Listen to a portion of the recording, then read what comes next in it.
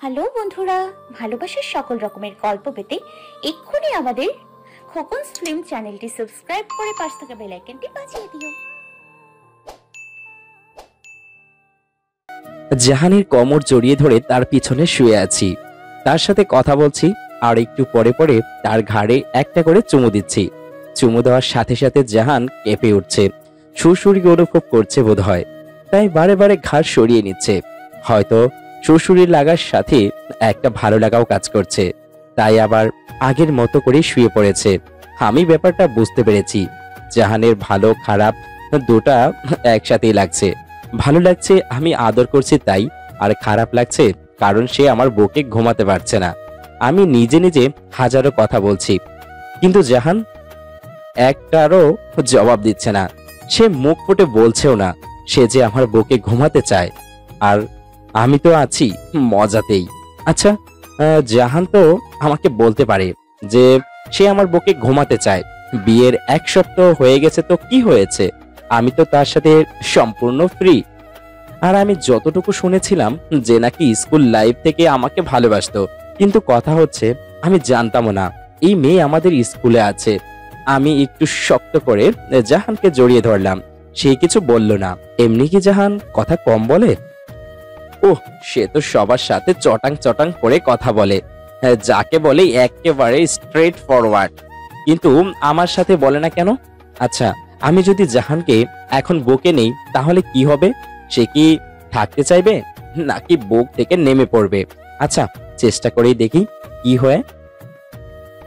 যা আছে কপালে। জাহানকে আমার দিকে ঘুরিয়ে দিয়ে 2 হাত দিয়ে জড়াই ধরে তাকে আমার বুকে নিয়ে নিলাম। তাকে বুকে উঠিয়ে খেয়াল করলাম সে খুব সুন্দর একটা হাসি দিল। সেই হাসিটা দেখে তাকে বিয়ে করেছিলাম, তখন দেখেছিলাম পর্দার আড়াল থেকে হাসতে, আর এখন দেখছি অন্ধকারে হাসতে। কবে যে এই মেয়ে আমার সামনে সরাসরি হাসবে? আমি এবার জাহানের কোমর ছেড়ে পেটে হাত দিলাম। একেবারে চিকন মেয়েটা, মনে হয় 2 হাতের পাতা দিয়ে ভালোভাবে ধরলে তার পেট সম্পূর্ণটা ধরা যাবে। আমার কেন জানি জাহানের পেটে হাত রাখতে ভালো লাগছে, তাই একটা হাত ওর পেটে রেখে আর একটা হাত দিয়ে ওর চুলে বিলি কাটতে লাগলাম। মেয়েটা একেবারে নিষ্পাপের ন্যায় আমার বুকে মুখ গুজে আমাকে শক্ত করে জড়াই ধরে শুয়ে আছে। আমার কাছে যেন জীবনের সবচাইতে সুন্দর মুহূর্তের মধ্যে একটা ছিল। জাহান ঘুমিয়ে আছে আর আমি তার চেহারাটা খুঁটিয়ে খুঁটিয়ে দেখছি, কিন্তু কি যেন নেই নেই লাগছে চেহারাতে। কি নেই?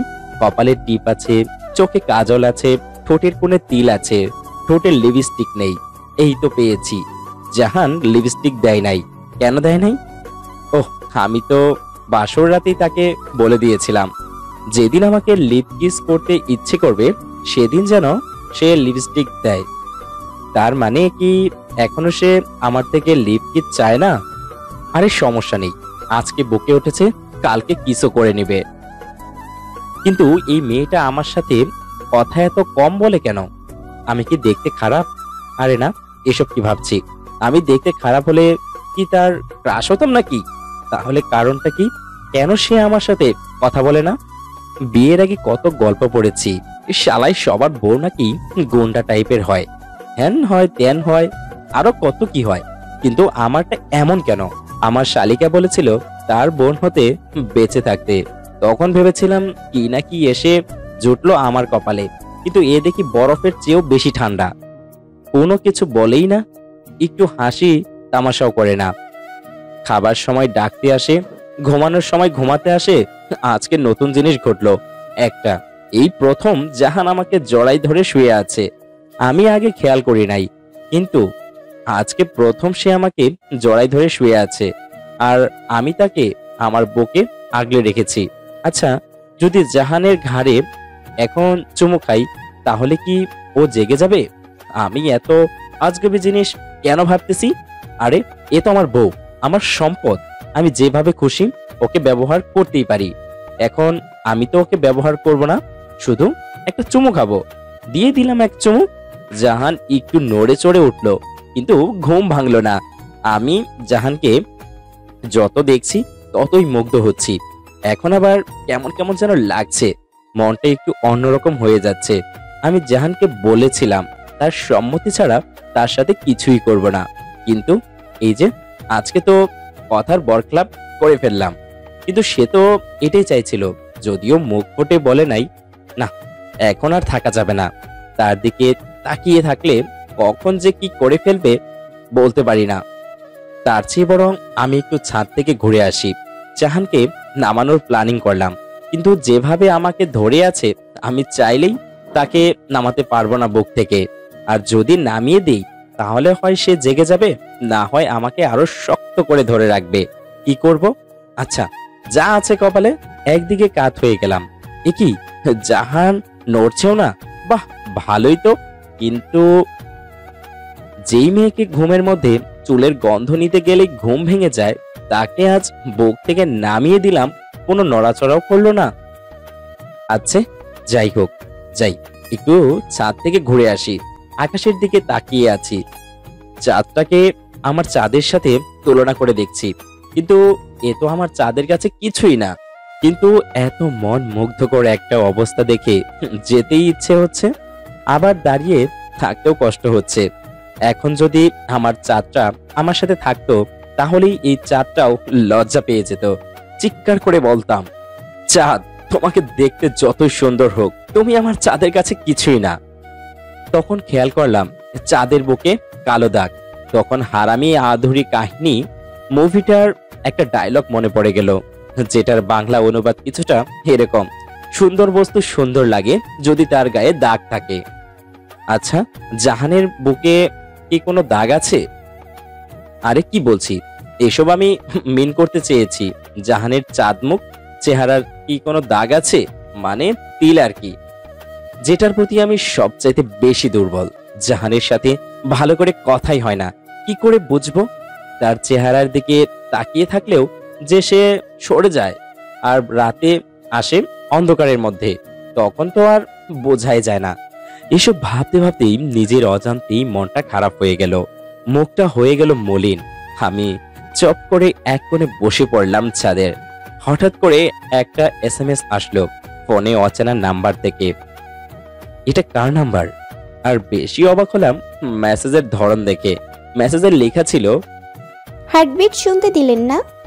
হার্টবিট মানে কি? আমার হার্টবিট আমি কাকে শুনতে দেই নাই। এই, এটা কি জাহান? কারণ সে তো আমার বুকে ছিল। তার মানে সেই এটা। তার মানে জাহান এখনো ঘুমায়নি। কি করতেছে সে? আচ্ছা, একটু মজা করে দেখি বউয়ের সাথে। সরাসরি না হোক SMS এই কথা বললাম। কে আপনি? আর আমার হার্টবিট কই পাইলেন? কে হতে পারে যে আপনার হার্টবিট শোনার সনদ পেয়েছে বা আপনার হার্টবিট শুনতে পারে? একমাত্র যাকে আপনি প্রাণ খুলে ভালোবাসতে পারেন, প্রেম করতে পারেন, যার সাথে কেউ আপনাকে বাধা দেবে না, আমি সে। আপনি নিজেই তো দেন না, আর কে দেবে? আমি দেই, তাহলে আপনি নিজেই নিয়ে নিতে পারেন না? আপনাকে কি আটকিয়েছিলাম কখনো? আটকান নাই ঠিক, কিন্তু এখন পর্যন্ত একটা বারও মুখ ফুটে কথাও বলেন নাই ভালো করে। আপনি এমন কেন বলুন তো? আমি কেমন? এই যে বুকে এসে শুয়ে পড়েন, কিন্তু কথা বলেন না। সত্যি বলতে গেলে আমি কখনো কথা বলতে আনইজি ফিল করি, তাই কথা বলি না। বাকি সবার সাথে তো সারাদিন হাসাহাসি করে কথা বলেন, আমি কি দোষ করেছিলাম? বাকি সবাই আর আপনি একেবারেই আলাদা। হ্যাঁ, আলাদা বলেই তো কথাও বলেন না। মানে কথা বলি না বলে আপনি এখন উঠে চলে গেলেন? না, আমি এখন থাকলে অনেক কিছু হয়ে যেত, যেটার জন্য এখন আপনি একেবারেই প্রস্তুত না। কি এমন হতো শুনি? এমন কিছু যার জন্য হয়তো আগামী বছর এমন সময় আপনি মা আর আমি বাবা থাকতাম। কি যা শয়তান, আমি আর তোমার সাথে কথাই বলতাম না। পরের মেসেজে লিখলো, না মানে আপনার সাথে কথা বলতাম না। তো এখন কি বলেন নাকি? ভাবছিলাম এখন থেকে বলতাম। আমি নিচে আসতেছি। আমি তো কথা বলবো না।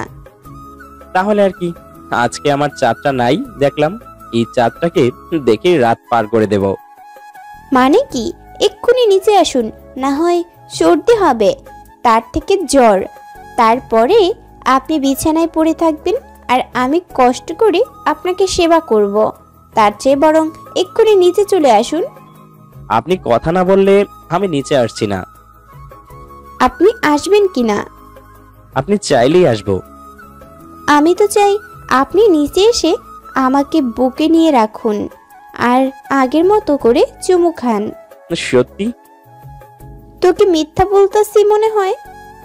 কিন্তু তোমাকে দেখলে যে মুগ্ধ হয়ে যাই, পরে উল্টো পাল্টা কিছু হয়ে গেলে সাথে সাথে বলে দিলাম না, মানে আপনাকে। কি পুরুষ হইছ, নিজের স্ত্রীরে তুমি করে বলেও আবার আপনি বলো? আমি কিন্তু আর আপনি টাপনি বলতে পারবো না। আমি তোমাকে তুমি করেই বলবো, আর তুমিও এখন থেকে তুমি করেই বলবে। আর উল্টাপাল্টা করবা মানে নিজের উপরে কন্ট্রোল করতে পারবে না। যদি বুকের উপরে পরি ঘুমায়, তার সকল নিঃশ্বাস অনুভব করা যায়, তাহলে কোনো পুরুষ নিজেকে কন্ট্রোল করতে পারবে? সেটাও কথা। আমি কিন্তু কিছু জানি না। তুমি এখন নিচে আসবা, ব্যাস। আর না হয় আমি তোমার সাথে ঘুমাবো না। আর তুমি না ঘুমালে আমি কোলবালিশের সাথে ঘুমাবো, কিন্তু তুমি কথা না বললে আমি তোমার কাছে আসছি না। কি? তুমি আমার সাথে কোলবালিশের তুলনা করলা? আচ্ছা যাও, তোমার আসতে হবে না, আমি চলে যাচ্ছি আম্মু রুমে। সত্যি? কিন্তু কোলবালিশ নিয়ে ঘুমাবো। ঘুমাও, তাতে আমার কি? এই আমি আম্মু রুমে চলে আসছি। আর SMS দিলাম না, সত্যি কি চলে গেল নাকি? নিচে এসে দেখি আমার খাটে কেউই নেই। ভাবলাম বউ রাগ করে চলে গিয়েছে, কতক্ষণ রাগ করে থাকবে? আমি কোলবালিশ নিয়ে এমন রোমান্টিক ভাবে থাকবো, সে এমনিই রাগ করে রাগ কমিয়ে দিবে। ওই যে লোহা দিয়ে লোহা কাটে টাইপের। আর আপনাদের তো একটা কথা বলাই হয় নাই, আমার আম্মু আর আব্বু একসাথে ঘুমায়। তাহলে ও যে বলল আম্মুর কাছে ঘুমাবে, ও হয়তো ভুলে গিয়েছে এটা আমার বাড়ি, এখানে আমার ইচ্ছেতেই সব হবে। কিছুক্ষণ পরে কোলবালিশ বের করে শুয়ে আছি, দেখি আম্মু আর জাহান একসাথে আমার রুমে ঢুকলো। আম্মু এসেই, ওরে কি থাপ্পড় রে বাবারে বাবা! এক চোট থাপড়াইয়া তারপরে আম্মু বলল, হারামজাদা, তুই একা এই মেয়েটিকে রেখে ছাদে কেন গিয়েছিস? ও ভয়ে আমার কাছে চলে এসছে। দেখ আরিয়ান, জীবনে আর একবারও যদি দেখি তুই এমন করেছিস, তাহলে মনে রাখিস আমিও তোর মা তোরে কিভাবে টাইট দিতে হয় খুব ভালো করে জানি। বলে আম্মু রাগে ফুঁসতে ফুঁসতে চলে গেল। আর জাহান মাথা নিচু করে দাঁড়িয়ে আছে। বুঝতে পারলাম সে হাসছে। বিয়ে করার পরেও যদি মায়ের কাছে থাপ্পড় খেতে দেখে, তাহলে বউ যে হাসবে এটাই স্বাভাবিক। আমার কেন জানি জাহানের উপরে রাগ হলো না, খুব বেশি অভিমান হয়ে গেল। তাই আমি কোলবালিশটা জড়িয়ে ধরে শুয়ে পড়লাম।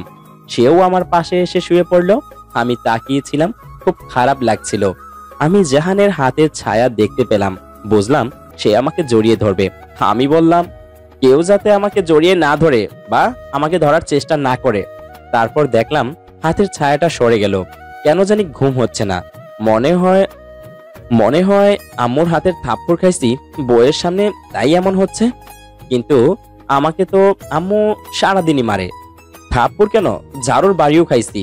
তাহলে তো এমন হওয়ার কথা না, কাহিনী অন্য কিছু। কিন্তু কি? আমি তখন খেয়াল করলাম জাহান আমার পিছনে শুয়ে থেকে ছটফট করছে। সেই মুহূর্তে আমার সকল প্রশ্নের উত্তর পেয়ে গেলাম। কাহিনী হচ্ছে, আমার একটা বদঅভ্যাস তৈরি হয়েছে এই কয়েকদিনে। জাহানের কোমরে গলায় হাত না দিলে ঘুমালে ঘুমই হয় না। তার নিঃশ্বাস অনুভব না করলে আমার চোখের পাতা এক হয় না। তার ওই লম্বা চুল নিয়ে খেলা না করলে আমি শান্তি পাই না। তাই বলেই হয়তো আমি এখনো ঘুমাতে পারছি না। হয়তো কি, আমি একেবারে শিওর আমি এই জন্যই ঘুমাতে পারছি না। খুব ইচ্ছে করছে মেয়েটাকে জড়িয়ে ধরতে, কিন্তু না, আমি ওকে জড়িয়ে ধরবো না। কিন্তু সে যে আমার পেছনে থেকে ছটফট করছে, আমি কি করব এখন? আমি তাকে ভালোবাসি, সেও ভালোবাসে। ভালোবাসার মানুষের এতটা কাছে থেকেও তাকে ধরতে না পারার যে কত কষ্টের, সেটা হয়তো বলতে হবে না। খুব বেশি ইচ্ছে হচ্ছে তাকে জড়িয়ে ধরার, তার নিঃশ্বাসগুলো অনুভব করার, কিন্তু কি করব বুঝতে পারছি না। তখনই ফোনটা বেজে উঠল। আমি হাতে নিলাম, নিয়ে দেখি বউটা SMS দিছে। আমি সরি, আমি বুঝতে পারি নাই আম্মু এমন করবেন, কিন্তু কি করব বলো? তুমি আমাকে ছেড়ে কোলবালিশ নিয়ে থাকবা সেটা শুনে মাথা নষ্ট হয়ে গেছিল। আমি কি থেকে কি করেছি নিজেও জানি না। রিপ্লাই না পেয়ে বউ আবার লিখলো, আমার কিন্তু ঘুমাতে কষ্ট হচ্ছে, জীবনেও আর কখনো এমন হবে না, প্লিজ ক্ষমা করে দাও। ক্ষমা করতে পারি এক শর্তে, এখন থেকে আমার সাথে কথা বলতে হবে। আগামীকালকে থেকে বলি, এখন থেকেই বলতে কষ্ট হবে প্লিজ।